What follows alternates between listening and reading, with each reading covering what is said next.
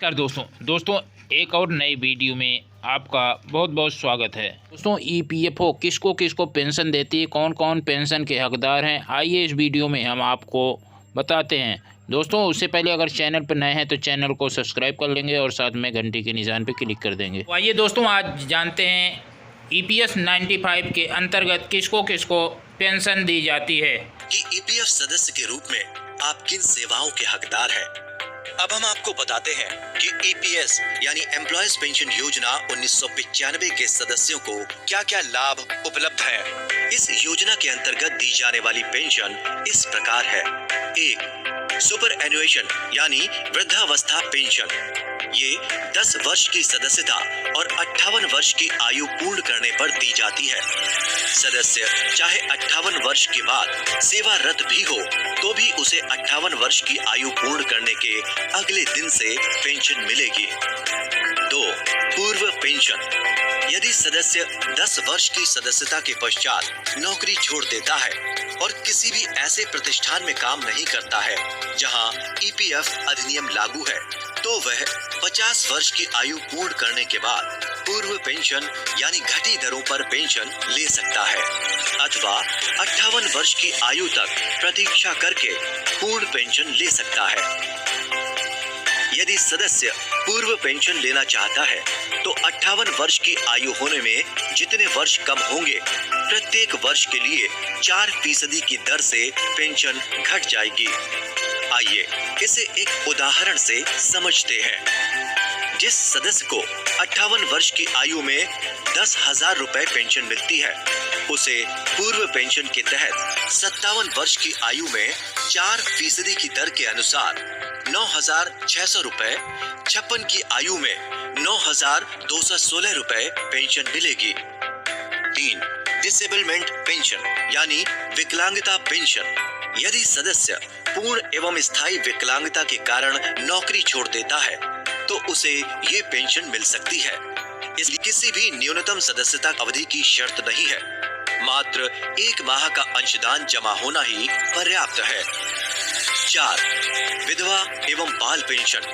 यदि सदस्य की नौकरी में रहते हुए दुर्भाग्यपूर्ण मृत्यु हो जाती है तो उसकी पत्नी एवं 25 वर्ष से कम आयु के 2 बच्चों को एक साथ पेंशन दी जाती है।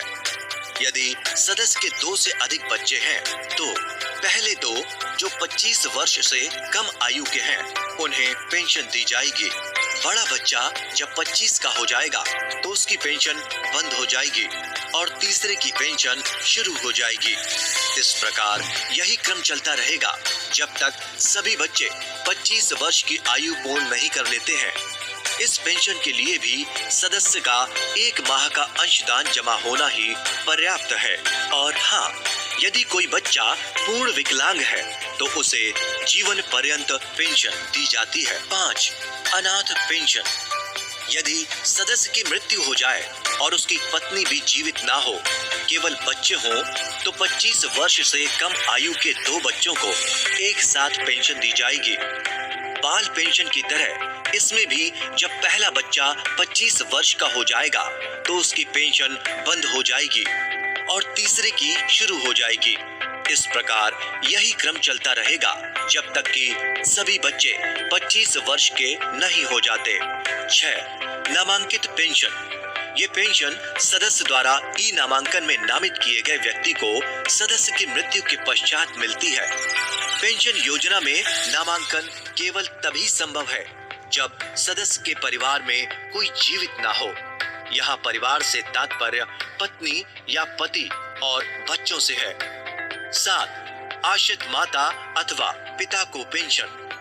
यदि सदस्य मृत्यु के समय अविवाहित हो और उसने किसी भी व्यक्ति को नामांकित ना किया हो तो ऐसी अवस्था में उसके आश्रित पिता को पेंशन देय होगी। यदि पिता जीवित ना हो तो माता को पेंशन देय होगी।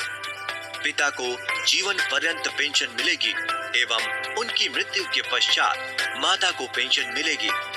पेंशन प्राप्त करने के दावेदार को ऑनलाइन फॉर्म 10D भरना होगा।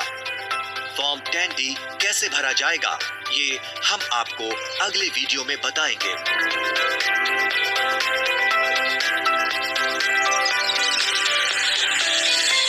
तो दोस्तों आपने देखा EPFO किसको किसको पेंशन देता है, कौन कौन से पेंशन के हकदार हैं, इस वीडियो में आपको बताया गया है।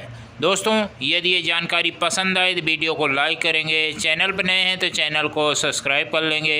मिलते हैं नेक्स्ट वीडियो में, के लिए धन्यवाद। जय हिंद, जय भारत।